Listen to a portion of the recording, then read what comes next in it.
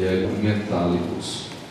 Ou seja, se a gente pudesse extrair um pedacinho do interior de Júpiter, pudesse confiná-lo aqui, as moléculas estariam tão juntas, aquilo seria tão duro, apesar de ser feito de gás, que nem com a ponta de uma lança você conseguiria furar. Guarde isso, porque vou mostrar Deus dando um show de astrofísica e física nuclear, explicando exatamente isto que eu acabei de dizer para vocês.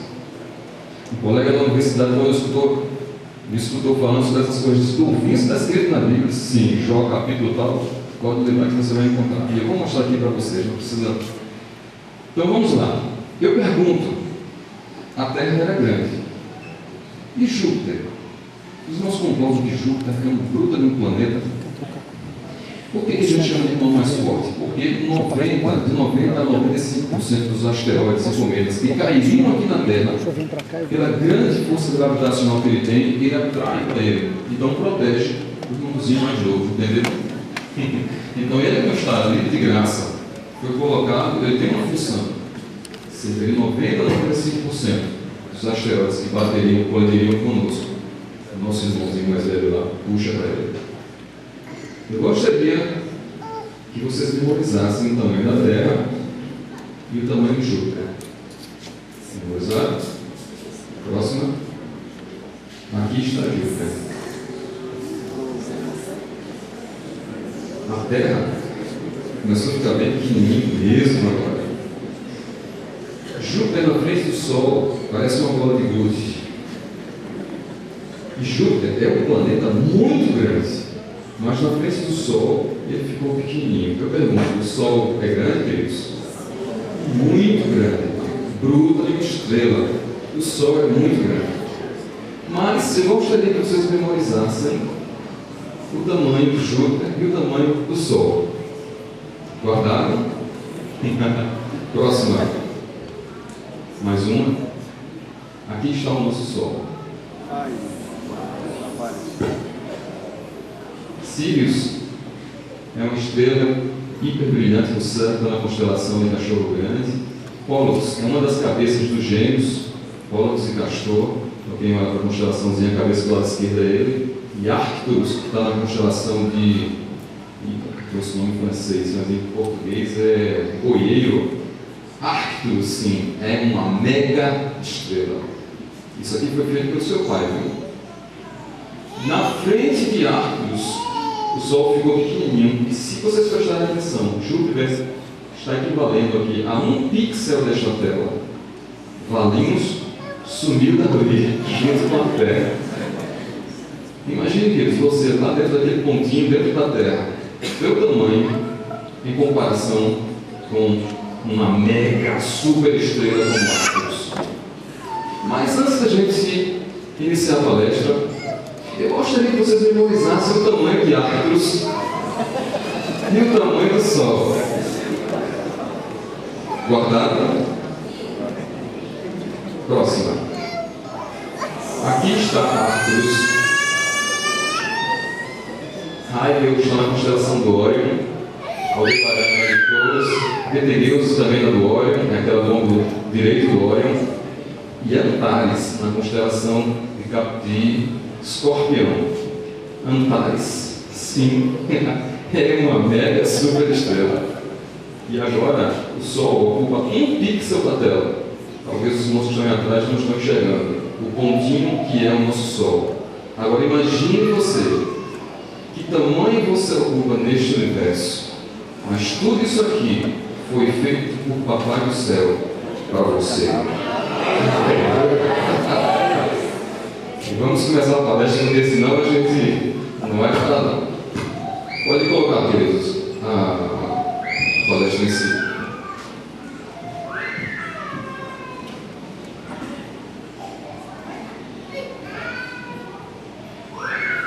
Meu nome é Dolvin, meio estranho, mas é assim que se escreve, Dolvin Dantas.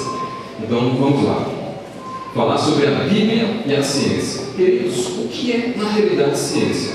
Nossos jovens estão bombardeados com muitas informações. Eu dou uma palestra a respeito de discos voadores e a Bíblia. quase que em nome do Comando da Aeronáutica eu fui dessa palestra, acho que aqui em São Paulo, fui em Brasília, lá para as 3 Forças Armadas, mas aí na época eu estava na Guiana Francesa, uma missão do comando, e eu não pude ir. Mas a gente queria falar sobre discos voadores assim, e a Bíblia. E nessa palestra a gente convida os ufólogos para assistirem, e eu digo, os ufólogos iriam adorar. E eles gostam mesmo. E eu digo assim, pode chamar os pastores, que os pastores vão adorar também. Aí o pessoal olhava para mim, que conversa é essa? Como é que o camarada escuta reduzir o retorno? Como é que uma palestra que pastores e ufólogos vão gostar, falando sobre discos voadores, e quando termina a palestra, queridos, é exatamente isso que acontece. Quem fala sobre discos voadores não faz a mínima ideia do quanto ele está falando do Evangelho que Cristo pregou e das mensagens que Deus deu para Adão. Estou só mostrando as equações aqui, tudo é para uma outra oportunidade, se assim Deus nos permitir. Então vamos lá. O que é ciência na realidade? Ciência, queridos, é um conjunto de conhecimento que foi adquirido ou porque o camarada foi lá e mentiu, ou porque ele fez análises. Isso é ciência. Logo, a ciência pode estar errada, concordam? A igreja dizia que o centro da Terra, ou do universo, era a Terra, porque a ciência daquela época falava aquilo. Só que isso não tinha fundamento nem bíblico, nem científico. Então a ciência estava errada. Então o conjunto de conhecimento, ele pode estar errado. O camarada diz, chocolate faz mal. Aí a mãe chegou e prova que chocolate faz bem. Café é ruim, café é bom. Então, queridos, ciência não é uma lei que é imutável. É um conjunto de conhecimentos que pode chegar um camarada amanhã e provar outra coisa. Então, vamos pegar mais leve. Os repórteres adoram essas explosões. A ciência prova que Deus não sei o quê. Meu filho, sempre dizem, se aquiete, o negócio é mais devagar, não é assim desse jeito não. Então os verdadeiros cientistas, eles são mais comedidos, mais pé no chão. Vamos lá? Olha aí.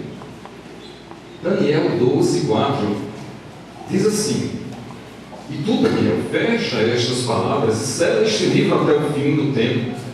Muitos correrão de uma parte para outra e a ciência se multiplica. Deus não estava falando de uma época em que a ciência se somaria.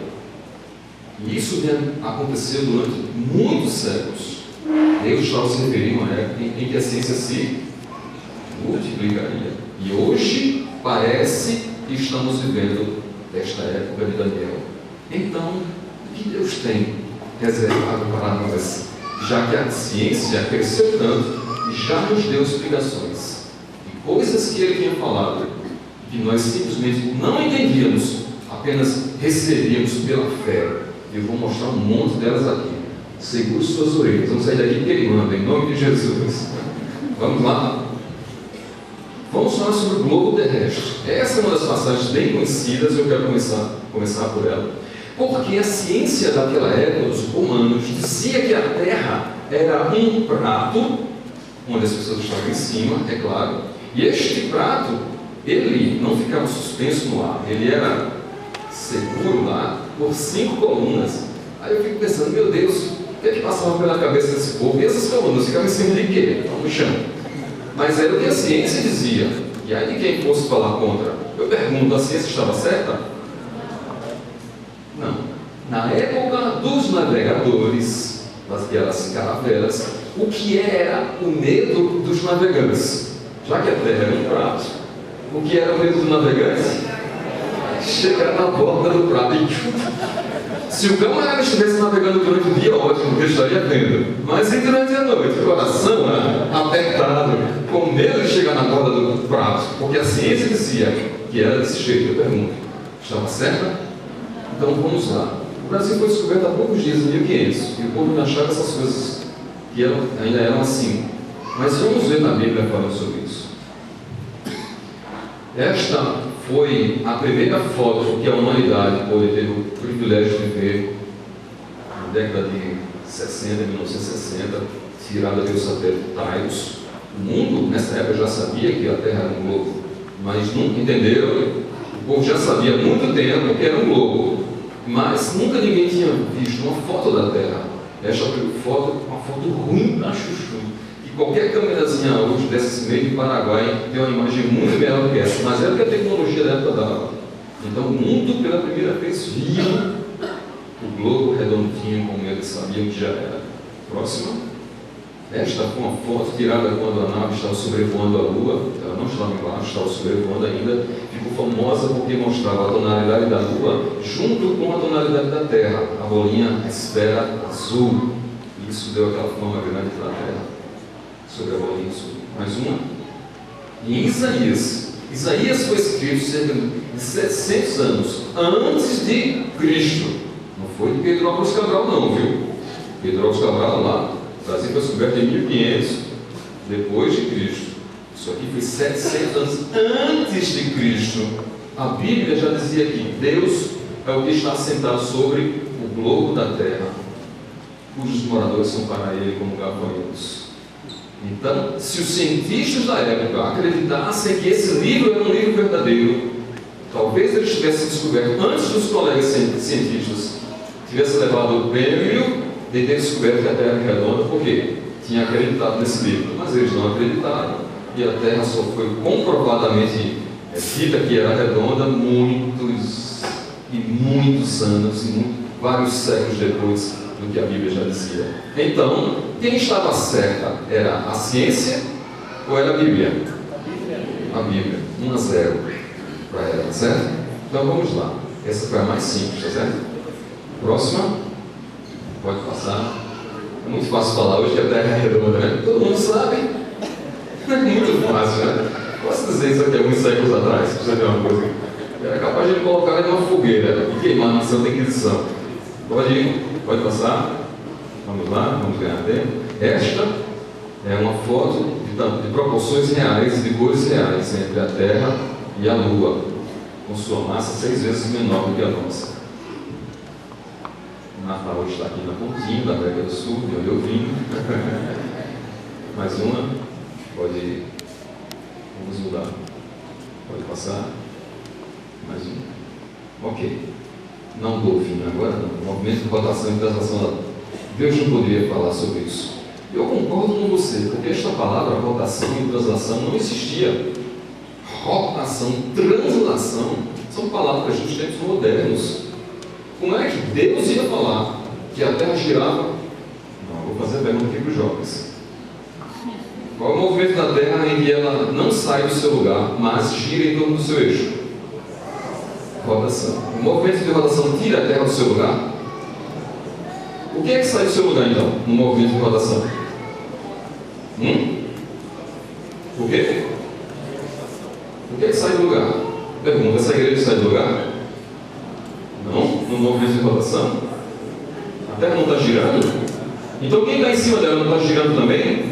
Essa igreja está girando ou não está? Está. Tem montanha aqui perto? Algum monte? Aqui Valinhos é cheio de monte, né? Esses montes estão girando também? Estão. Eu pergunto, a Terra está saindo, a Terra inteira está saindo do lugar? Não. Mas mesmo no seu lugar, pelo movimento de rotação, os montes estão girando, concordam? Isso aqui é mangaba, né? Facilzinho para os jovens e para os adultos também, claro. Então eu vou mostrar na Bíblia a respeito do movimento de rotação e translação da Terra. Esta é uma radiofotografia da Via Láctea. Nunca ninguém saiu para tirar uma foto de lá, entenderam? Então, através de 3 dimensões, o camarada faz aquela varredura com radares, com um monte de coisa, e assim, com o computador, você pode girar a foto do jeito que você quiser. Então, esta é uma radiofoto, para depois ninguém dizer que eu falei que alguém saiu da Via Láctea. Se a gente pegar o meio até a ponta aqui, dividir em 3 pedaços, nós estamos aqui no início do terceiro, nessa nossa constelação. Vamos lá, próximo. Esta é uma imagem comparativa dos planetas em suas proporções reais. Me perdoe porque eu ainda deixei Plutão aqui. Todos eles, sem exceção, têm um movimento de rotação, cujas suas partes externas e também internas se movem do lugar, e tem um movimento de translação, onde eles próprios saem do lugar deles. Todos eles, sem exceção. Aqui ficou um camarada chamado Sol, que era tão grande que não coube. Vamos lá, próximo. Esta é a órbita interna dos planetas, formada pelos planetas rochosos. A órbita dos planetas gasosos é maior não cabe na proporção, mas só para mostrar que todos eles fazem esse movimento. Próxima, aqui os planetas externos de Júpiter até Netuno, e é o último agora, atenção jovens, não é mais Plutão. Todos eles realizando, que movimento é esse aqui? Rotação ou translação? Que Saturno está fazendo? Translação, porque ele está saindo do seu lugar, não é verdade? Próximo. Vamos ver no livro de Jó, que foi escrito de 1200 a 1400 anos antes de Cristo. Na Bíblia Thomson, eles colocam lá 1520, se não estou enganado. Vamos chegar em 1400, meio termo, antes de Cristo. O livro de Jó foi o primeiro livro escrito da Bíblia, não o livro de Gênesis. Gênesis conta a história da origem, do princípio, mas acredita-se que o livro escrito primeiro foi o livro de Jó, pois é o livro da Bíblia que mais fala sobre ciência. Um outro que está lá pelo meio da Bíblia, Daniel, também, e o outro que fala muito sobre ciência se chama Apocalipse, ou seja, Deus começou escrevendo a Bíblia falando sobre ciência, fechou lá com Apocalipse, falando sobre ciência. Ele é o sábio de coração, poderoso em forças. Quem se endureceu contra ele e teve paz? Ele é o que? Transporta as montanhas sem que o... Quem lia a Bíblia dizia, que livro mentiroso. Como é que um camarada transporta uma montanha de um lugar para outro? E ninguém sente. Deus, já não existia a palavra rotação, ele falou em um versículo que as montanhas ele transportava do lugar delas e ninguém sentia o movimento de rotação. No versículo seguinte, ele fala sobre o movimento de translação. Aí ele diz: e ele é o que remove a terra do seu lugar. Em um versículo ele fala de movimento de rotação e no seguinte ele fala de translação. Agora vai um dado interessante aqui. No Equador, na parte mais externa da Terra, é onde se gira com maior velocidade. Quanto mais próximo do Equador, mais rápido as montanhas, os templos, as pessoas estão girando. É por isso que as nações vão lançar foguetes o mais próximo do Equador possível, porque a velocidade linear dele é muito maior do que aqui em São Paulo, por exemplo, que está mais afastado do Equador. Próximo versículo. Desculpe o slide. Esta foto foi uma das mais famosas da internet, chamada O Chapéu de Deus. Agora imaginem eu aqui, nos idos lá de 1000 e alguma coisa, na frente desse povo, dizendo assim: esta montanha aqui está se movendo do lugar. Se não me engano, isso aqui é o Monte Fuji, você não está enganado. Está se movendo do seu lugar e ninguém está sentindo. Eu ia parar em dois lugares: no asilo de doido lá, se eu me desse bem, um sanatório, ou queimado numa fogueira, iam me considerar um bruxo. Se eu fosse dizer que este monte estava sendo movido do seu lugar e ninguém estava sentindo, mas Deus afirmou isso na palavra dele. Mais uma, para os senhores terem uma ideia, a velocidade para quem está na linha do Equador é de cerca de 1.649 km por hora. Sabem qual é a velocidade do som? 1224, ou seja, quem está lá em Natal, sentado no templo da Assembleia de Deus a esta hora, a cadeira dele está girando mais rápido do que a velocidade do som. Lá tem um monte chamado Morro de Ponta Negra. Aquele morro também está girando mais rápido do que a velocidade do som. Quantos natalenses estão sentindo aquele morro girar, ser transportado do seu lugar? Nenhum. Então Deus, ele sabia do que estava dizendo quando ele falou que ele fazia com que os montes fossem transportados e ninguém sentisse, e quando ele tirasse a terra do seu lugar. E para quem gosta de número, o movimento que a Terra faz em torno do Sol, 107 mil quilômetros por hora, e mais um pouquinho. Então, eu gosto de dizer para a meninada, né? Você acreditaria, sentado nesta sua cadeira, que você está girando mais rápido do que próxima? Este super caça americano que acabou de romper a velocidade do som. Ah, o pai fica olhando para mim assim, né? Mas no fundo não é verdade. Queridos, isso foi escrito muitos séculos antes de Cristo. E só agora, nos tempos modernos, é que a ciência veio comprovar que realmente a Terra girava em torno do seu eixo. E que nós não éramos o centro do universo, como a igreja erroneamente pregava. Porque na Bíblia diz que a Terra é movida do lugar dela. Então não era o centro parado. A própria Bíblia dizia que Deus move a Terra do lugar. Então, ela não é um centro parado, como a ciência afirmava e como a igreja também. 2-0 para a palavra de Deus. Amém, queridos? Vamos lá? Esse é só um movimento de translação. Por que Deus deixou? Para nos dar as estações do ano. O de rotação para nos dar as horas do dia. Mais uma. Curiosidade. Esses aqui são os planetas com suas proporções, aliás, com suas cores reais. E este camarada, Vênus, é o único que gira ao contrário. O pessoal chama que é o Tomé, né? Está sempre ao contrário dos outros. Mais uma. Pronto. Eu vou falar agora sobre o vazio. Queridos, que besteira falar sobre o vazio, o vácuo, sim. Este foi um dos temas talvez mais truculentos do mundo científico, onde teve mais briga, porque a ciência dizia que o nada, que a gente chama de vácuo, vazio, o nada não podia existir. Quem falava isso? A ciência. Que o nada não podia existir. Logo, entre a Terra e as estrelas, tinha que ter alguma coisa no meio. Porque não podia ter nada. Tinha que ter alguma coisa. Então eles diziam que esta coisa era uma substância transparente chamada éter. E aí de quem fosse se meter a besta de ir contra a ciência, porque ia ser chamado de gentinha, porque o nada não podia existir. Mais uma? Esta é uma foto da Lua. Este aqui é um dos ambientes mais letais que vocês podem imaginar. Sujeito a toda a quantidade de raios cósmicos possível.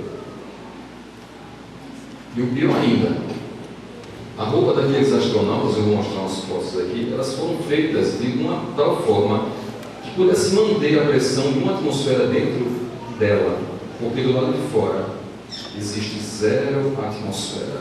Ou seja, o que é que tem aqui fora, queridos? Nada. Mas a ciência não dizia isso. Douvinha a Bíblia dizia isso, vocês vão ver. Mais uma. Este camarada, Otto von Guericke, que nasceu aí em 1602, foi quem provou que o nada existia. Ele pegou, criou essa bombinha aqui, tinha uma mangueira, ele colocava uma manivela, ele balançava e esta mangueira sugava o ar tinha uma mangueira que sugava o ar do elemento e assim ficava com nada dentro. Bom, Otto criou essa máquina, mais uma. E ele montou um experimento científico onde ele pegou uma esfera, partiu em duas, juntou as duas tampas, colocou a bombazinha dele numa válvula e tirou o ar de dentro. Quando ele tirou o ar de dentro, o que foi que ficou dentro daquelas duas tampas de esfera? Nada.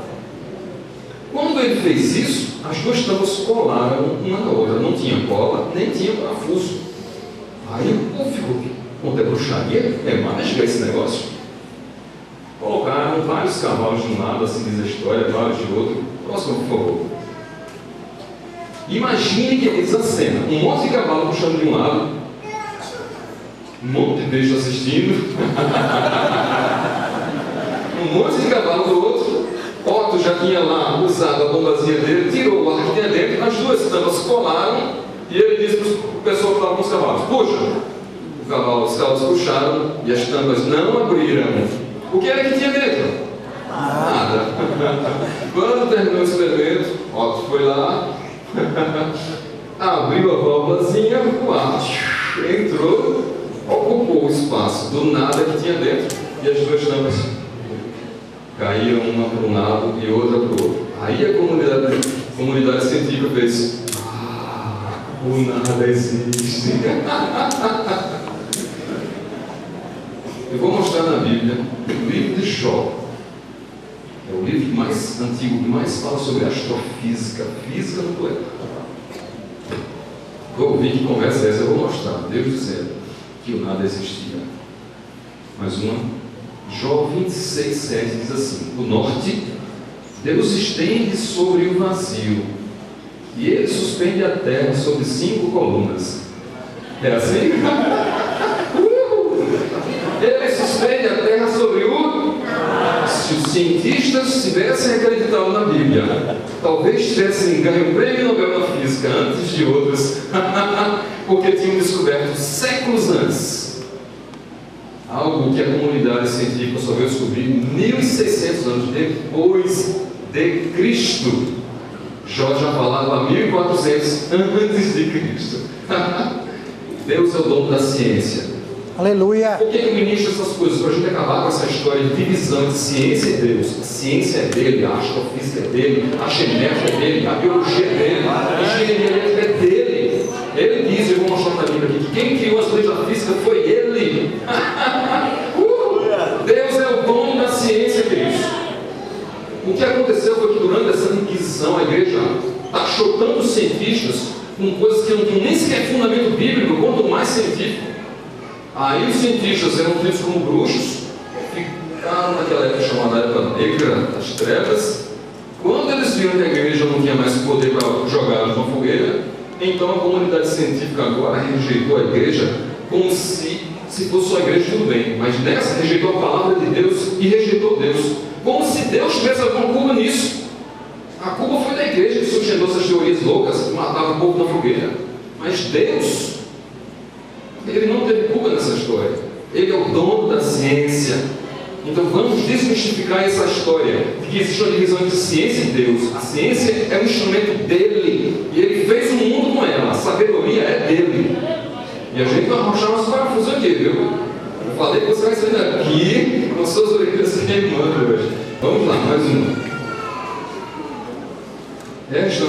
Eu coloquei essa imagem para mostrar como a nossa atmosfera ela é fininha, muito fininha, diferente daquilo que a gente vê nos livros. Por isso que a gente tem que tomar conta dela direitinho. Próxima. Estão vendo como é uma camada super fina? Não é aquela grossura que a gente vê nos livros, não. Aqui dá para ver ainda uma letra da parte de trás da nave espacial. De onde sai essa foto? Mais uma. Vou falar sobre esse ambiente. Nada. Mais uma. Mais uma. Isto é. Porque o nada existe. Esta roupa ela foi feita de uma tal maneira que, se um pequeno meteorito, ele pode viajar a velocidades superiores à velocidade do tiro de um fuzil.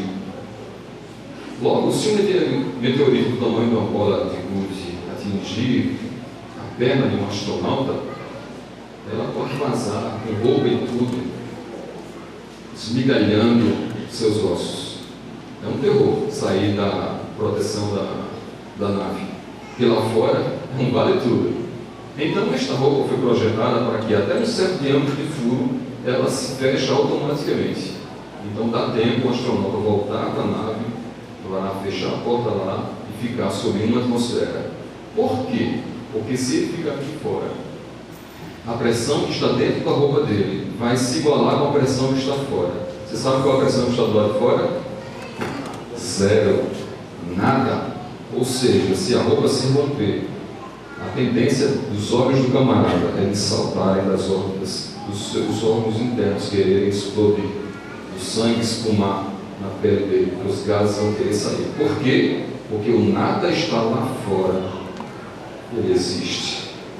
Por conta disso é que os astronautas usam esta roupa. Este é um dos ambientes mais letais que vocês podem imaginar. Mais uma, outra, outra, outra, outra. Ok, meios de comunicação. Acho que não tem crianças aqui, né? Tem muito poucos. Eu vou falar sobre o livro do Apocalipse. Vou falar aqui um pouco sobre o Anticristo, porque para falar sobre os meios de telecomunicação e comunicação, eu vou ter que contar uma historinha aqui do período do Anticristo. A grande tribulação, que eu gosto de chamar de GT, grande tribulação, ela vai durar 7 anos. Esses 7 anos serão divididos em 2 etapas, em 3 anos e meio. 3 anos e meio, primeira parte, 3 anos e meio, segunda. Mas grande tribulação, ela não vai ser de grande tribulação, os 7 anos de grande tribulação para todo mundo, não.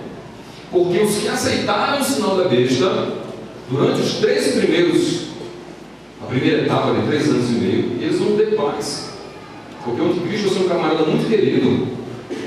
Agora, aqueles que rejeitarem, porque depois da vinda de Cristo, é que começa a grande tribulação. A igreja não vai participar dela. Seremos arrebatados. E quando a igreja for arrebatada, aí sim vai iniciar a grande tribulação. Para chegar lá, é necessário que haja um presidente. Logo, as nações estarão juntas em um só bloco para eleger o seu presidente. Quando eu tinha cerca de 14, 15 anos de idade, a gente já pregava nos colégios, dizendo: um dia vai haver uma coisa chamada mercado comum europeu. Nós dizíamos com essas palavras: a Europa vai se unificar. Será chamado mercado comum europeu. Eu tinha 14 anos de idade. E há poucos anos atrás, todos os senhores viram e realmente houve a unificação da Europa. Por quê? As nações irão se juntar em blocos. Hoje a gente já vê tigres asiáticos, Mercosul, mercado comum europeu. Daqui a pouco nós estaremos vendo blocos se juntando com blocos, até ter um blocão. E este camarada poderia ser eleito. Durante este período de 3 anos e meio iniciais, aqueles que não quiserem aceitar o sinal da besta, porque só vão poder comprar ou vender com aquele sinal, estes sim serão perseguidos, entregues, filho entregando pai, pai entregando filho. Estas pessoas serão mortas. Se o que a Bíblia diz for literal, a pena é por decapitação. Então, os 3 anos e meio iniciais serão de grande tribulação para quem não quiser aceitar o sinal da besta. Depois, o anticristo bonzinho vai mostrar as garras dele. E aí é para o mundão todo, para aqueles que aceitaram o sinal da besta. A Bíblia fala que naquele período de 3 anos e meio vai ter um período menor de 3 meses, cujo sofrimento da humanidade nunca foi semelhante e jamais será. Até a morte será proibida de atuar naquele período. O que é que vai fazer o anticristo sair de querido da humanidade e vão adorar aquele camarada? Quem quiser ouvir, quem quiser aceitar, quem quiser seguir as coisas dele, quem quiser aceitar o sinal dele. Ele vai ser amado por este povo.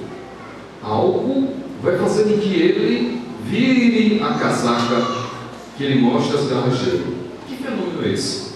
Um fenômeno de telecomunicações. Eu vou mostrar isso para vocês. Esta é uma imagem de Brasília. Brasília tem a asa Jesus com a asa norte e a asa sul. Aqui está o eixo do avião. Eu vou dar um zoom aqui nesse quartel-general do Brasil. Mais uma. Aqui estão a esplanada dos ministérios, as torres gêmeas. Mais uma. E aqui está o nosso quartel-general. Era considerado, não sei se hoje já passou, a maior estrutura de concreto armado do mundo. Não tem tijolos lá, só concreto armado. Meu irmão, o coronel Louvinho, foi o chefe da segurança desse quartel-general durante vários anos. Mais um. Que lugar é este? Pentágono. Pentágono. É o quartel-general lá dos Estados Unidos. Eu deixei essa foto aqui porque ele tinha sido recente. Eles tinham acabado de consertar depois do acidente de 11 de setembro. Mais uma? Mais uma. Essa é uma mesquita, se não estou enganando, lá no Iraque. Como que essas imagens chegaram aqui até os olhos de vocês? A coisa foi o seguinte: não tinha um avião tirando foto, tinha um satélite lá em cima que apontava para a Terra, escolhia o local, tirava foto, mandava para uma base lá nos Estados Unidos, o cara tratava as imagens, disponibilizava num provedor, aquele provedor mandava para via satélite, vários satélites até chegar em São Paulo, mandava para Recife, mandava para Natal, e Natal chegou até na minha casa. E eu peguei essas imagens e trouxe para vocês. Vocês viram como é difícil o link até chegar? E vocês estarem vendo? Isso é high-tech, alta tecnologia, porque a gente só tem satélites há poucos anos. Só para vocês terem ideia, metade dos satélites comerciais que estão em cima foram rastreados pela base aérea de Natal, onde eu trabalho, aqui no Brasil. Metade dos satélites comerciais foram rastreados por base. Metade deles. Tirem os de guerra os americanos, o resto a gente pegou. Telecomunicações. O que é que isso tem a ver com o anticristo? Vocês estão vendo que há poucos anos atrás, vocês viram, teve as Olimpíadas latino-americano. que o camarada batia um recorde atrás do outro. Era um nadador. Eu não lembro que camarada, vai ser isso. Michael Phelps. Quando aquele camarada começou a ter um recorde atrás do outro, um recorde atrás do outro, o mundo já esperava. Lá na segunda, terceira, todo mundo parava para assistir aquele fenômeno quebrar outro recorde. E quando ele tocava a borda daquela piscina, batendo no terceiro, quarto, quinto, acho que bateu 6. À medida que ele ia lá, que tocava uma vez, batendo recorde, o mundo inteiro vibrava e assistia aquilo ali. Isto é um fenômeno de telecomunicações. Como é que isso funciona? Tinha lá as câmeras filmando o camarada lá, aquilo mandava para um provedor local, o provedor local mandava via satélite, como estava muito distante, não chegava aqui no Brasil diretamente. Então, um satélite manda para o outro, manda para o outro, manda para o outro, que vai, chega aqui no Rio de Janeiro, vai em São Paulo, aqui em São Paulo, né? Manda, desce para a Rede Globo manda de volta para o satélite, aqui despeja para o Brasil inteiro e assim chega na TV das pessoas. Era o camarada batendo lá na borda da piscina, e esse fenômeno de telecomunicações acontecendo em todo o globo. É fácil falar sobre isso, não? Porque todo mundo sabe que existe satélite. Eu vou mostrar na Bíblia a primeira transmissão de telecomunicações mundial. Livro de Apocalipse. O único livro que faz uma narração detalhada de uma transmissão via satélite a nível global. Vamos lá? Livro de Apocalipse. Vamos voltar um pouquinho. Durante esses 3 anos e meio, 2 camaradas chamados de as 2 oliveiras, eles pregarão aqui na terra durante 3 anos e meio. Eles vão pregar o evangelho para as pessoas não aceitarem o sinal da besta. Porque não vai ser instantâneo, não. Muita gente vai ser convencida por eles a rejeitar o sinal da besta. Esses camaradas serão odiados pelas nações. Porque eles vão chegar, por exemplo, aqui no Brasil, dizendo assim: eu quero o horário do Jornal Nacional para pregar o evangelho. E ai da nação que não der. Porque está escrito na Bíblia que aquela nação que rejeitava, ele pode fazer com que não caia uma gota de chuva sobre ela durante o tempo que ele quiser. E se alguém quiser matá-los, eles podem fazer com que tantas pragas eles queiram desçam sobre aquela pessoa. Ninguém se mete a besta com esses 2 camaradas, nem mesmo o anticristo. Eles serão odiados das nações, porque eles entrarão nas nações para pregar o evangelho. Diga aí, está lá no Mas Jesus já veio, levou a igreja, certamente a GT, durante a grande tribulação. Serão odiados das nações. Como é que esses camaradas serão mortos? Já com 3 anos e meio, no meio da grande tribulação, o anticristo vai declarar guerra contra eles. E a Bíblia diz que o anticristo vai matá-los. E ele não vai permitir que o corpo deles seja posto em sepulcros. Vamos ver isso na Bíblia? E homens de vários, o quê? Eles pregavam para a terra inteira. E tribos, e línguas, e eles vão fazer o quê? Começou, viu? Mundialmente, eles vão ver seu corpo morto por 3 dias e meio, e não permitirão que o seu corpo morto seja posto em sepulcros. E os que habitam onde, queridos? Onde eles perturbavam as pessoas. Se regozijarão sobre eles e se alegrarão e mandarão presentes uns aos outros, como se fosse Feliz Natal, próspero Ano Novo. Aqueles 2 abusados foram mortos, as 2 oliveiras de Deus. E diz assim: porquanto estes 2 profetas tinham atormentado os que habitam sobre a terra, o mundo inteiro. Como é que podia o povo ver? Quem lia esse livro dizia: que livro mentiroso! Como é que um camarada lá no Egito vai ver um camarada morto em uma praça que, se fala que é uma praça de uma cidade chamada Jerusalém, não sei se é Jerusalém lá de Israel, mas vamos supor que seja, não é? A Bíblia não diz, só que é uma cidade chamada Jerusalém. Como é que o camarada lá no Egito ia poder ver o corpo deles morto? Aí eu pensei: isso é um livro mentiroso, como é que você banda de crente, quem crê num negócio desse? Está vendo que isso é mentira? Quantas vezes a Bíblia não levou o nome de livro mentiroso? E os crentes, coitados, naquela época, 200 anos atrás, que não tinha nem sequer televisão, eles só tinham que crer, coitadinhos. Jesus é crente, é um camarada muito abaixado. Só tinham que crer. E esta palavra é a verdadeira. Hoje, para a gente, todo mundo sabe, tem satélite, né? Tem internet, tem TV. É muito fácil falar sobre isso, né? Mas há 200 anos atrás, meu irmãozinho, era jejum, oração e fé, que esta palavra era verdadeira. Mais uma. E depois daqueles 3 dias e meio, o Espírito de vida vindo de Deus entrou neles e puseram-se sobre os seus pés. E caiu grande temor sobre os que os viram. Agora vai, o próximo versículo vai narrar a primeira vez em que o planeta inteiro ouviu a voz de Deus. Crentes? Não, Jesus já foi igreja. O povão mesmo vinha aqui na terra. Ouvir o planeta ouvindo a voz de Deus. E diz assim, e falei que primeiro eles viram, né? Não é? E depois, não foi só ver, não, foi audiovisual. Entenderam, queridos? E ouviram uma grande voz do céu que ele dizia: subir cá, o mundo vai assistir ao vivo, em tempo real. Deixa os 2 camaradas serem arrebatados. E Deus falando para eles: subir cá, vão ver e ouvir em toda a terra. Ô, glória! Em que um livro fala sobre uma transmissão global, livro de Apocalipse. Aleluia! Subiram ao céu em uma nuvem e os seus inimigos os viram. Mas só ficar com Deus chupando, não tem mais jeito. Próxima vez. Esse local qual foi? A transmissão de satélite, o local onde estavam os torres gêmeas. Eles mantiveram o lugar. Mais uma vez. Essa foi outra descoberta que eu fiz.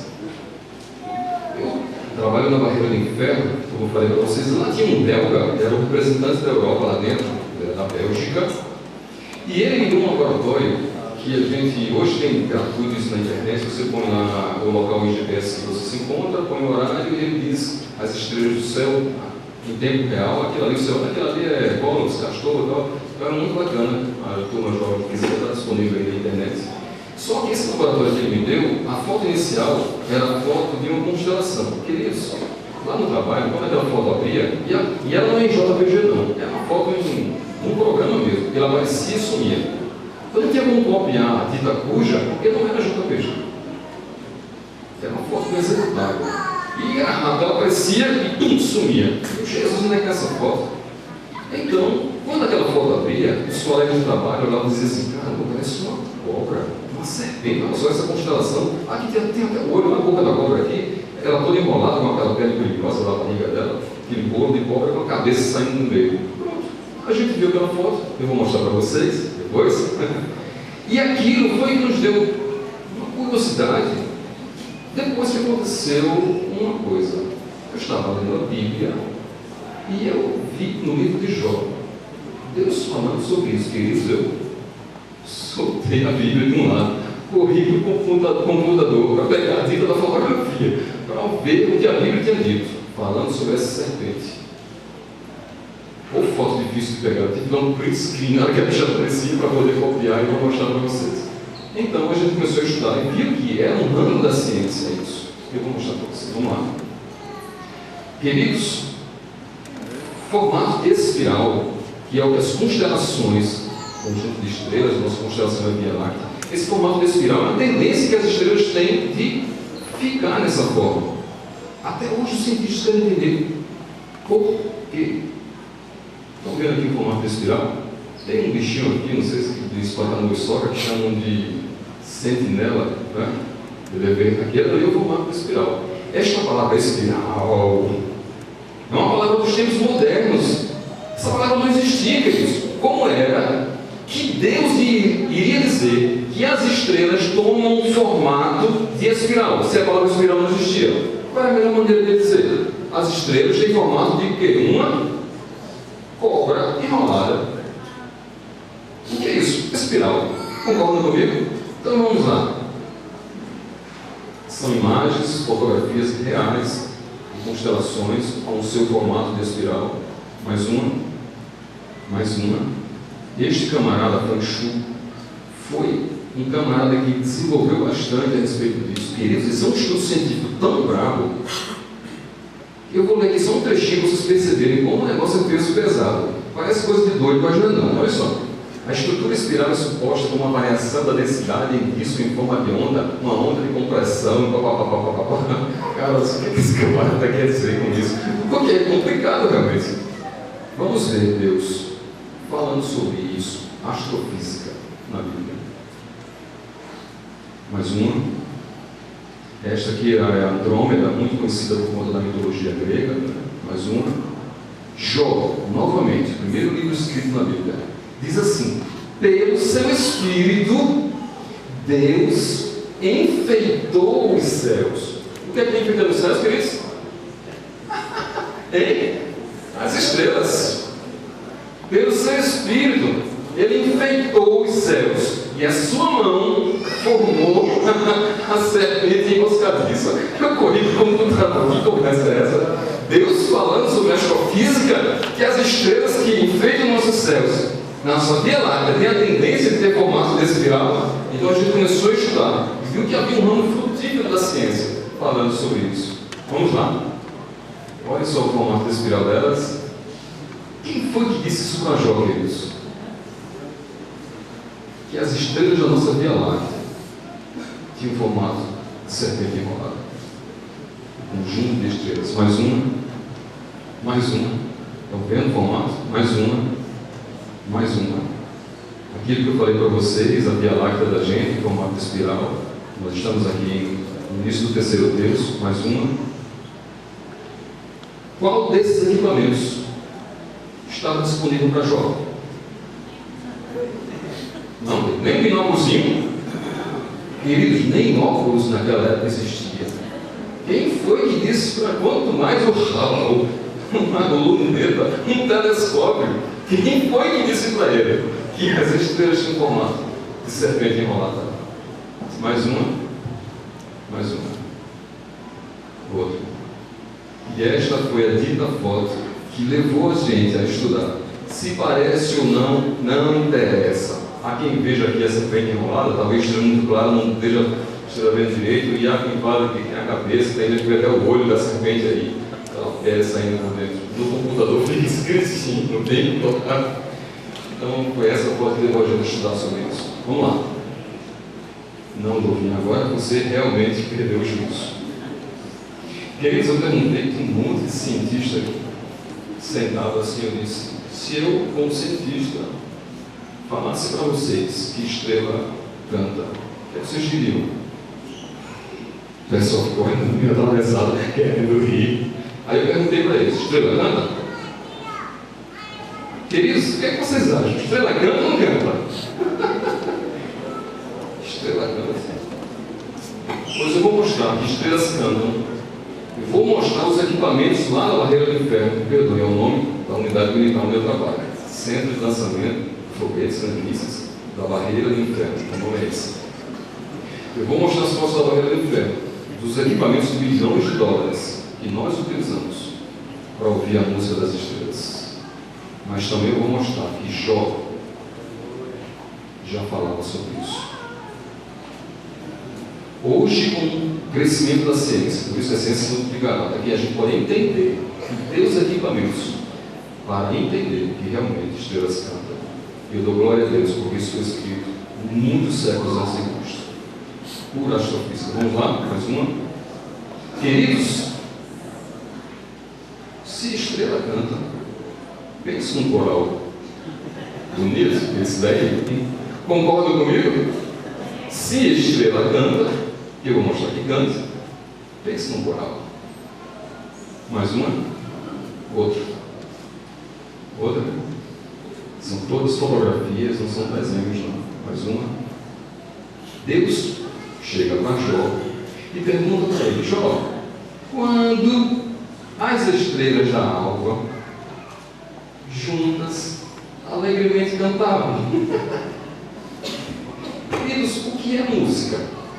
Não um conjunto de vibrações, de frequências, distribuídas de tal forma que criam uma harmonia, né? Frequências mais agudas, mais graves. Música é um conjunto disso.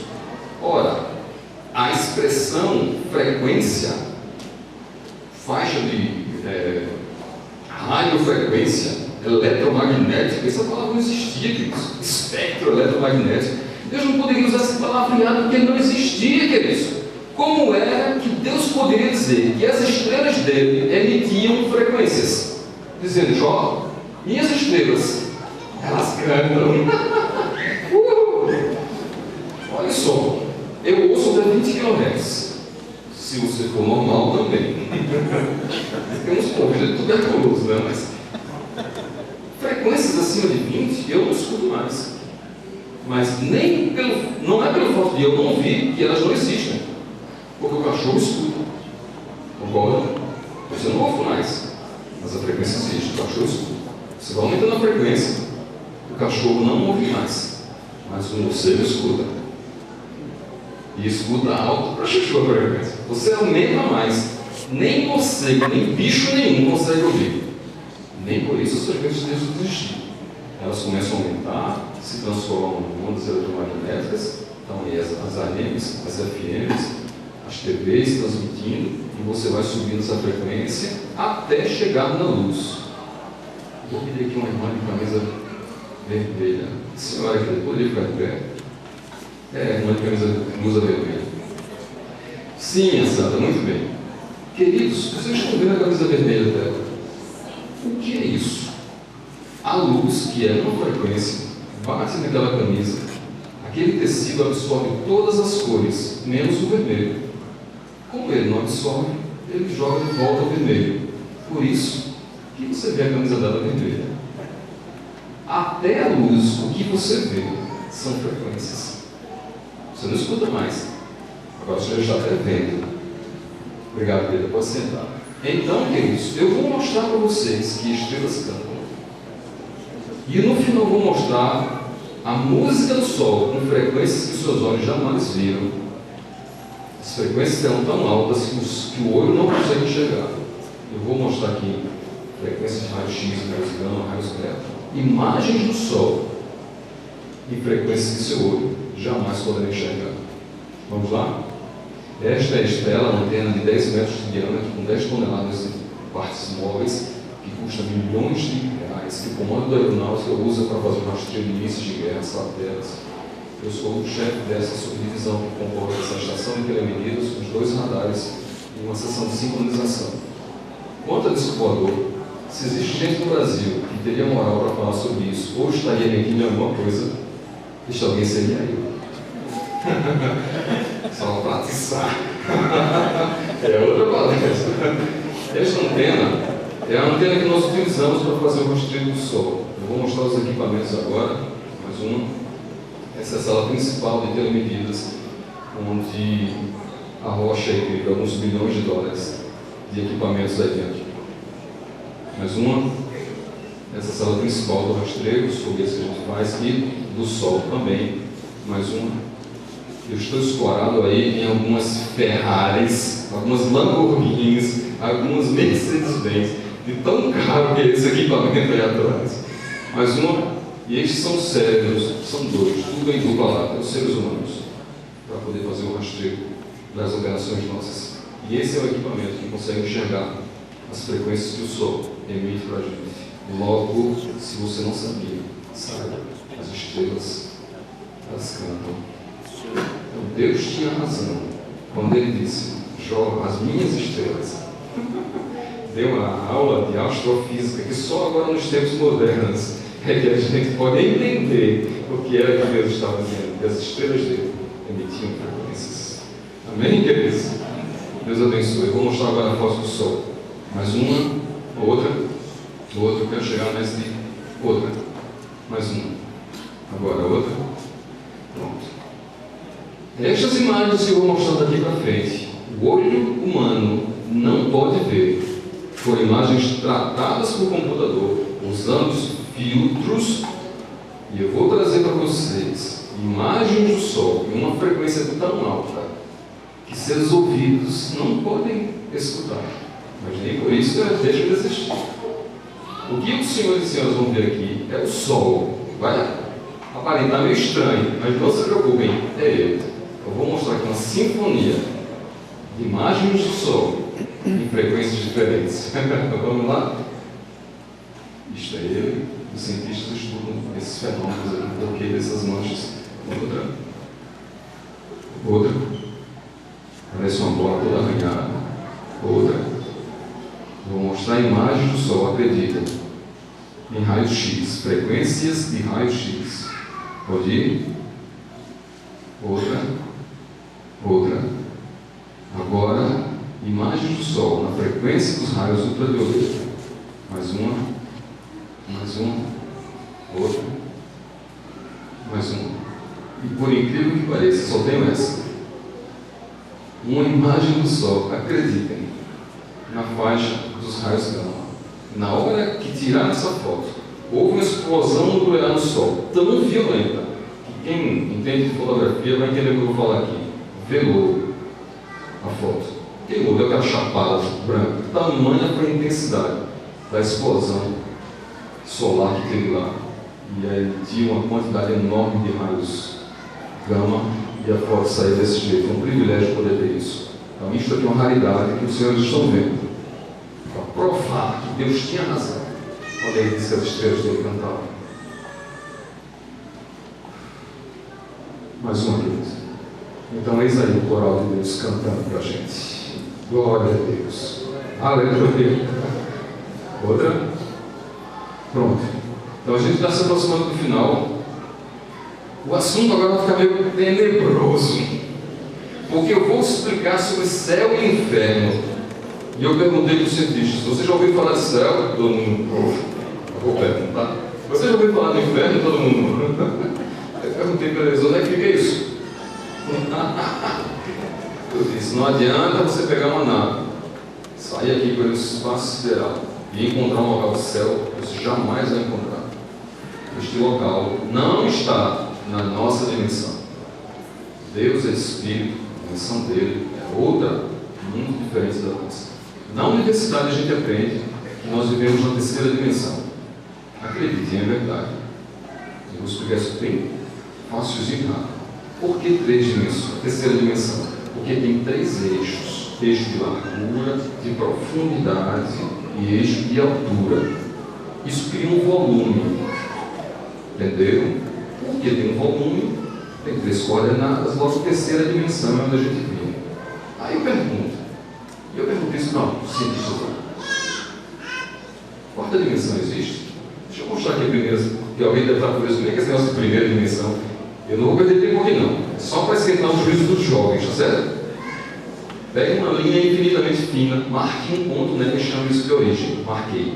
Qualquer ponto nessa linha, eu posso identificar uma coordenada. Esse ponto aqui está na coordenada mais 2 metros. Pode estar aqui antes, menos 2 metros. Com uma só coordenada, eu digo onde é que está o ponto nessa linha. Se eu pegar uma linha e juntar, eu não crio um lençol, senhoras, as mulheres sabem muito disso, um tecido formado por várias linhas. Então, se eu pegar infinitas primeiras dimensões e entrelaçar, eu crio uma segunda dimensão.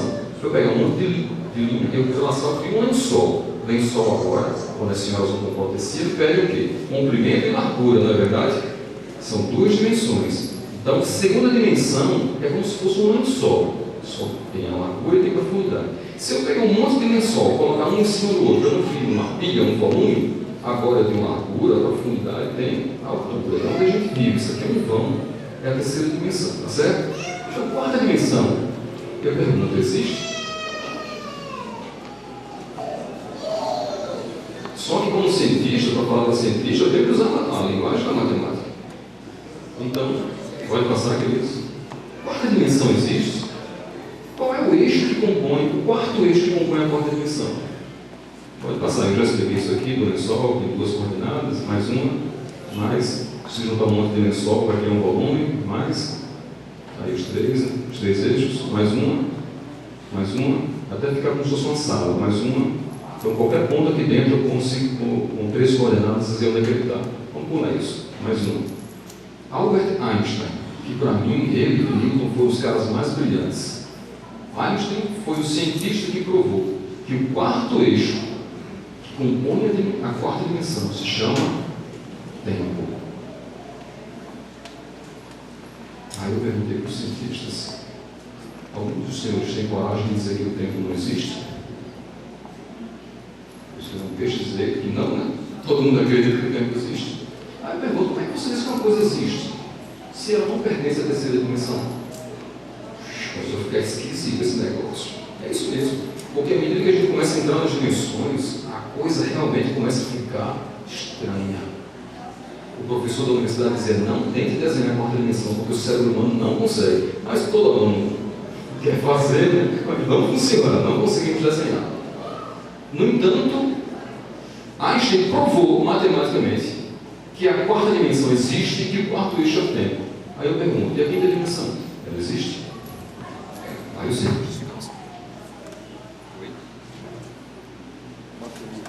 A dimensão existe? Crente tem que saber dessas coisas. Eu perguntei para eles: quinta dimensão existe? Então eu fui dar dados, porque às vezes tem um cientista que se acha muito cheio de conhecimento, entendeu? Tem gente que tem uma bicicleta, agora todo mundo da besta, nem está mais aparecendo por irmão, porque tem uma bicicleta, tem um carro, nem se fala. Outros, porque terminam um curso na universidade, se acham os donos do conhecimento. Meu filho, se você não entende como é que uma coisa funciona, diga assim: eu não entendo como é que isso pode ser. Não diga isso aqui não é verdade. Porque amanhã chega outro e faz você passar vergonha, provando algo que você não sabia. Era ignorância na área. Então eu perguntei para o pessoal lá da área, gente com pós-graduação até nas orelhas: quinta dimensão existe? E a sexta? Então, vou contar aqui uma historinha para os senhores. Estou falando aqui baseado em metade dos físicos teóricos do planeta. Minhas costas estão bem forradas, não estão? Vou repetir, alguém pode ser que não entendi. Metade, estou falando aqui, forrada, minhas costas forradas. Metade dos físicos teóricos do planeta. Os camaradas queriam fazer um equacionamento único. Porque nós... Deixa os jovens estudarem isso, certo?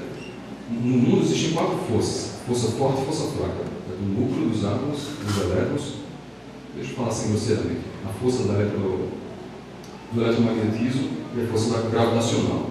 Quem rege a força gravitacional são as equações de Einstein, do eletromagnetismo Maxwell. A equação, queridos, estranha, desse tamanho, assim, complicadíssimas. E as outras, de Young-Mills. Então os cientistas queriam pegar esse horror da equação e criar uma única equação, e a partir dela, chamada assim de equação mãe, a partir dela derivar todas as equações. Então eles começaram a estudar até que chegaram em um ponto. Sabe o que foi descoberto? Quem quiser ler depois, hiperespaço, foi criada a teoria das cordas, onde, se você gira no sentido horário, são necessárias 10 dimensões para dar um equacionamento matemático. Ela é estável no sentido horário e anti-horário. No anti-horário, sabe quantas dimensões existem? 26. Sabia disso? Existem pelo menos 26 dimensões conhecidas pela matemática, pelos cientistas. A coisa é tão estranha no rolê aqui, que ele narra aqui que essa ideia foi tão absurda para os cientistas, porque eles começaram a ver: meu amigo, esse negócio é verdade, não é brincadeira, não, dimensões existem. Ao ponto de ele falar que, com o passar do tempo, a poeira começou a baixar e os cientistas começaram o juízo sentar no chão. Realmente, dimensões existem. 26 dimensões conhecidas. Vamos ver isso na Bíblia? Vamos lá. Paulo disse assim: conheço um homem em Cristo que há 14 anos foi arrebatado até o... Onde é que fica esse negócio de descer do céu? E uns acham que é aqui, isso aqui. Não, descer do céu é ali em cima, é mesmo? Vamos ver. No versículo 3 diz: sei que eu estava um homem, se no corpo não sei, se fora do corpo não sei, foi arrebatado ao paraíso. Mesma coisa. Onde é o paraíso? Um outro mundo. Muito bem. Aí Deus queria que você soubesse. Porque a palavra dimensão não existia. Como é que Deus ia dizer: tá, os anjos, o paraíso está na quinta, na sexta, na sétima dimensão? Se essa palavra nem existia. Então Deus tinha que usar um palavreado que a gente pudesse entender até hoje. Aí ele diz, chama de Hades, Sheol, paraíso, céus dos céus. Onde é que está isso? Os anjos entram e saem. Amanhã, guardem essa história de dimensão, viu? Porque amanhã eu vou explicar como é que funciona o milagre. Vou fazer a demonstração aqui para os senhores e senhoras verem um milagre. E vocês vão entender como é que um milagre funciona. Eu vou dizer que vocês vão sair daqui fazendo milagre, não. Vocês vão entender como é que funciona. Vocês vão ver como a álgebra linear, queridos, eu mostrei isso para doutores de uma universidade, a cientistas do mundo afora. Tinha palestra, quando eu terminava, tinha cientista que vem falar comigo chorando. Dizia assim, Douvinho, esta palestra mudou a minha vida. E a partir de hoje, eu vejo com outros olhos. Foi uma dessas que o pastor Elias também conheceu. Acho que foi lá por Barreiros, ministrando sobre isso lá no aeroporto de Jesus. Meu Deus do céu.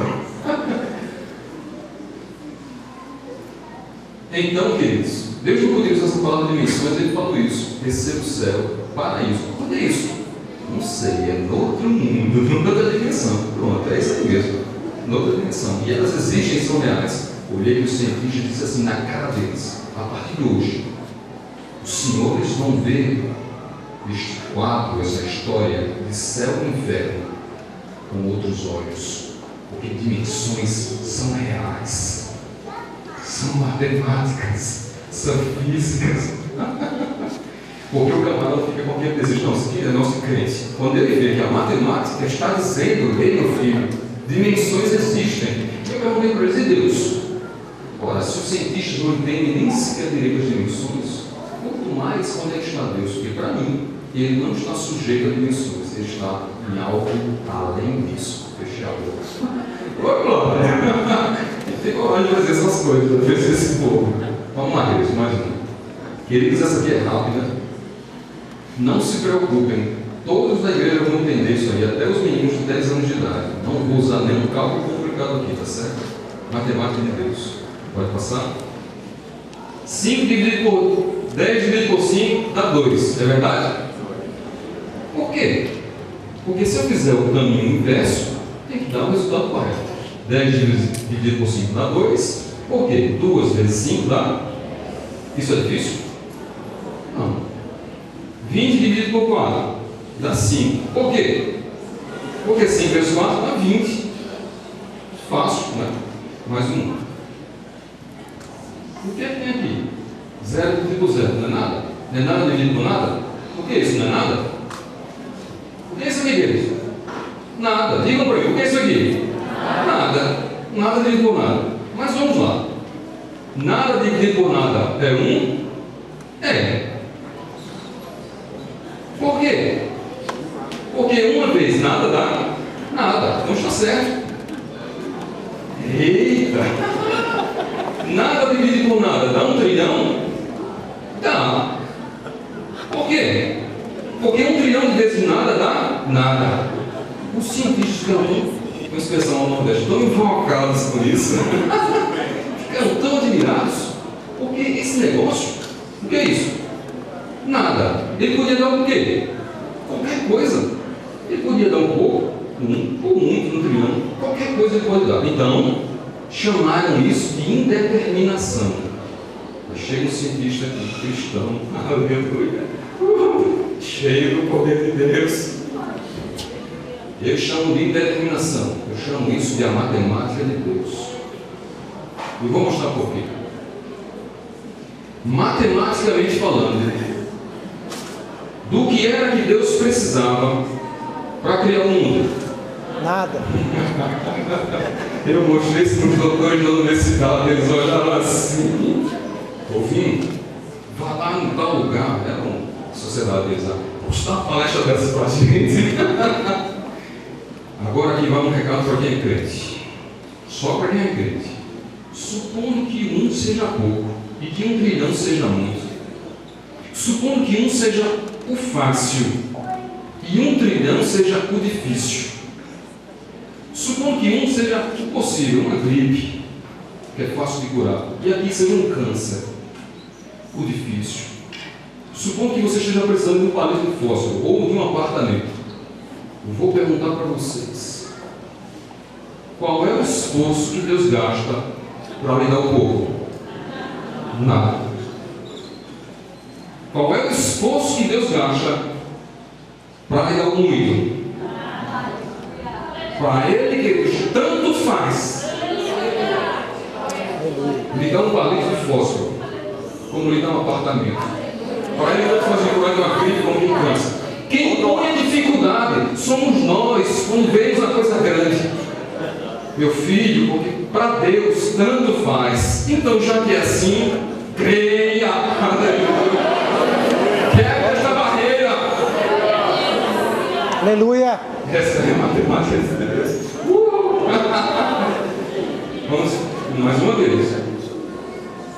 Os fundamentos deste prédio aqui, os alicerces, são aquilo que mantém este prédio em pé. Não é verdade? Para toda a comunidade científica, eles aceitam que o que mantém esta terra, que é a nossa casa, o nosso planeta coeso, os fundamentos, o que mantém ela inteira, são as leis da física. Lei de penetrabilidade, da gravidade, da inércia. Aí Deus diz, os homens dizem, tu lançaste os fundamentos da terra. Isto é, Deus estava dizendo, as leis da física são minhas. E todos eles aceitam isso. Eu faço isso na cara de muita gente que a cara dele. Deus disse, as leis da física são minhas. Então acaba com essa história, que existe divisão entre ciência e Deus. Vamos lá para a gente terminar? Pronto, aqui eu termino a palestra. Vou falar rapidamente sobre física nuclear. Doutrina na Bíblia não tem esse negócio, não. Pelo amor de Deus, não pode falar sobre física nuclear. É muito complicado, profundo. Eu vou dar com detalhes técnicos aqui, vou mostrar as imagens todas para vocês. Vamos lá? Eu coloquei essa foto dessa revista porque os repórteres adoram esse assunto. O universo, aquele acelerador de partícula, o medo era que quando a partícula colidisse, criasse um buraco negro, chupasse o reator, chupasse o planeta, chupasse a Terra inteira, chupasse a Via Láctea, abrisse um buraco negro. Buracos negros são reais. Hoje tem um no centro da Via Láctea. Era teoria, não é desse, ficção científica. Hoje é verdade. Já ouviram falar dos buracos brancos? Pode ser que amanhã vocês escutem como sendo verdade também. Hoje é só pergunta. Eles na ciência tem muito que a gente fala.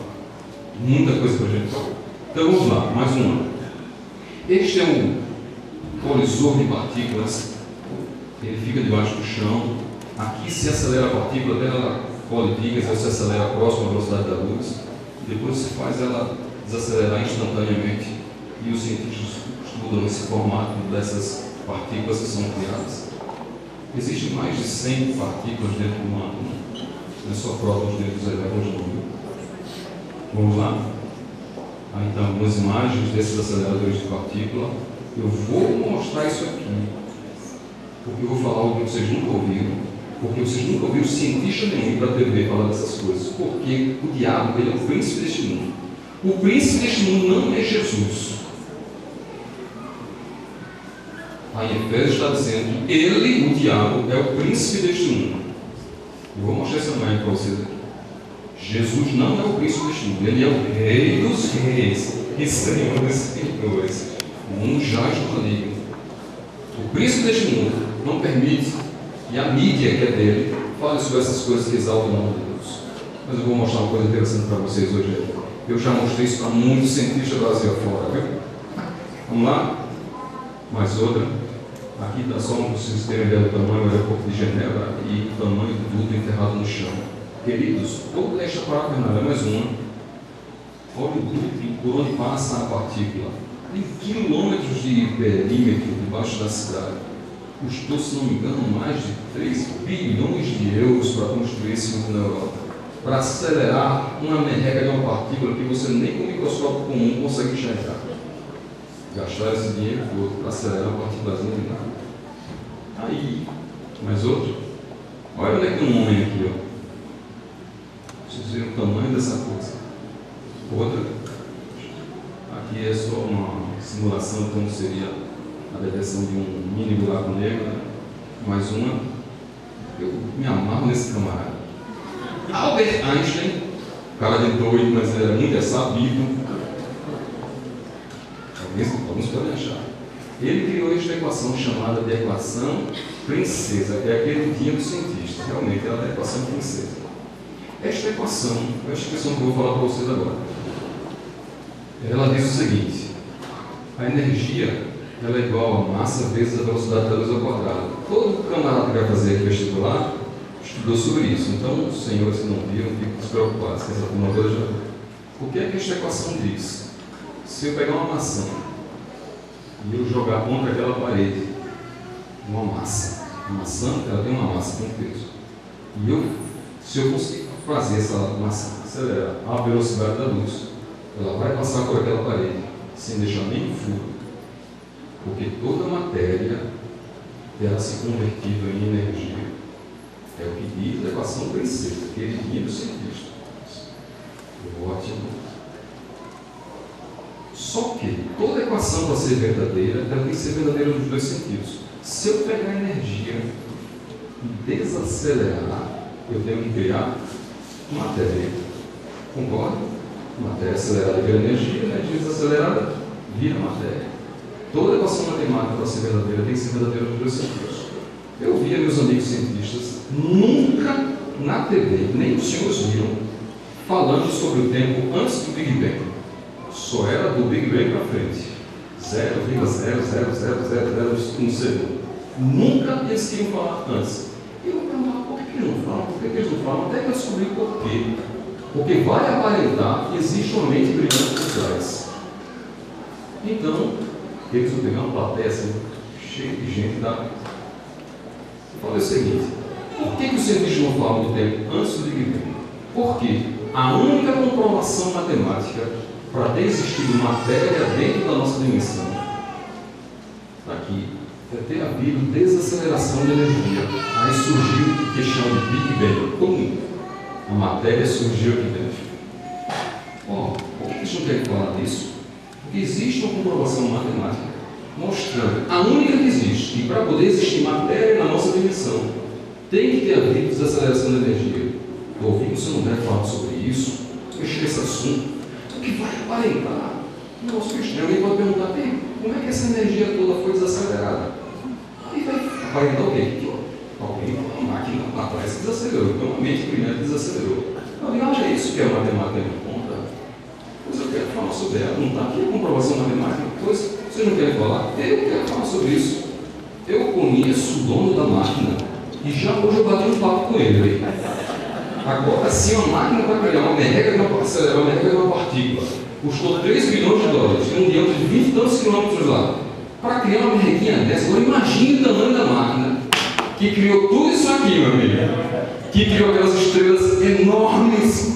Só na nossa Via Láctea são 200 bilhões de estrelas. E sabe quantas constelações existem no mundo? Cerca de 200 bilhões também.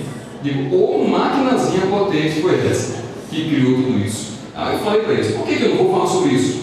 Porque vai aparentar que houve uma desaceleração. Aí eu vou perguntar por quê? Como é que pode ter sido? Do nada não aconteceu, alguém desacelerou. Quem foi? Vai aparentar que havia um minimamente brilhante por trás? Poxa, diz assim, aqui um cientista que não tem vergonha da matemática que prega, só porque aponta que havia uma mente brilhante por trás. Se é isso que aponta, eu vou falar, porque eu estou defendendo a matemática.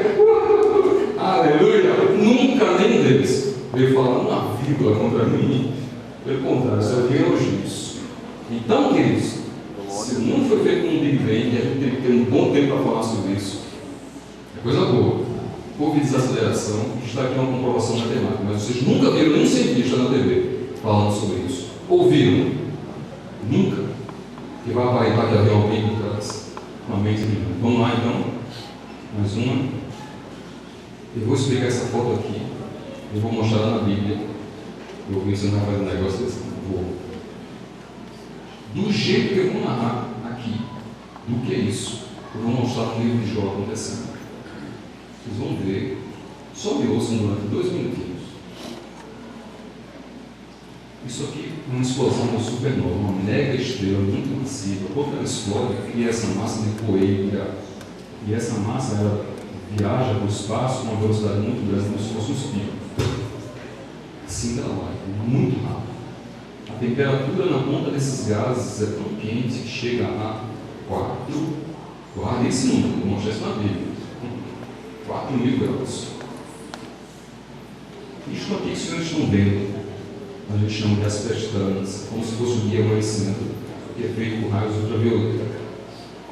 E esses pontinhos brancos aqui são estrelas em formação. Isto aqui é chamado de a chocadeira de Deus, ou a caldeira de Deus, ou a fornalha de Deus. O núcleo da estrela que criou isso era tão denso que você não podia furar com a ponta de uma lança. Eu falei aqui de Júpiter, o Sol é mais duro ainda. Agora imagine uma estrela Antares daquela que eu mostrei. O núcleo é tão duro que jamais alguém poderia furar. A caldeira de Deus é um Antares. Ela que, um Antares gera isso daqui, cria outras constelações, outras estrelas.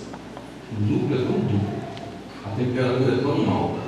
E esta energia se propaga pelo nada, pelo espaço, e chega aqui na Terra.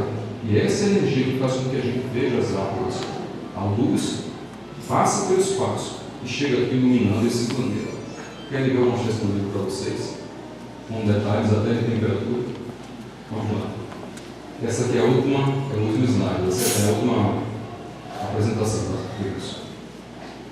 Jó, pastor de novo, 1400 antes de Cristo, Deus vai dar uma aula agora de física nuclear, com detalhes técnicos.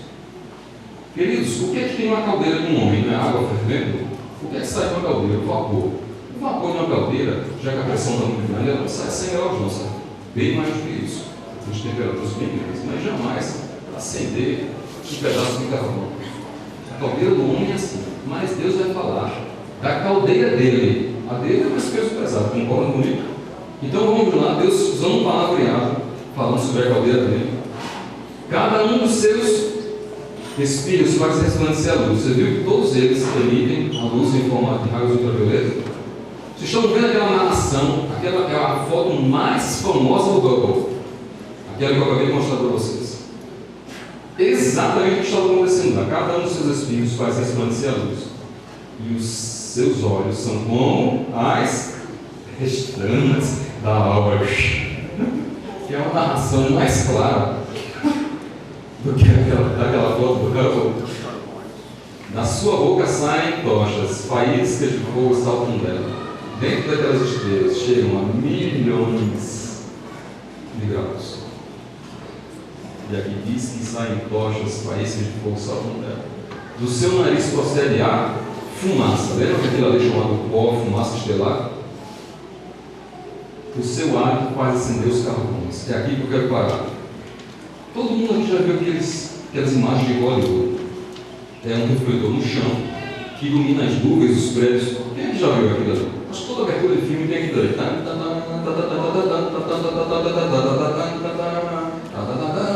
Todo mundo já viu isso, né? Aquilo dali é um holofote feito com carvão. O carvão aguenta tanta temperatura que ele funde a 3.000 graus. Por isso que eles usam 2 varetas de carvão que jogam uma eletricidade ali, que gera uma luz, é igual um cara soldando com uma máquina de soldar. Então aquilo ali gera uma luz tão forte que ilumina 3 nuvens. Por que usam o carvão? Porque ele só funde a 3.000 graus. Aí a Bíblia está dizendo que o hálito da caldeira de Deus faz acender carvões. Que livro mentiroso! Como é que uma caldeira, uma merreca de um azinho quente que sai, vai acender carvão? A do homem não, mas a de Deus acende. Quer ver uma coisa? Eu falei que aquele hálitozinho que estava lá na ponta chegava a quantos mil graus? 4.000. Com quantos funde o carvão? 3. Eu pergunto, 4.000 dá para acender o carvão? Vocês estão vendo como Deus estava fazendo a propósito isso.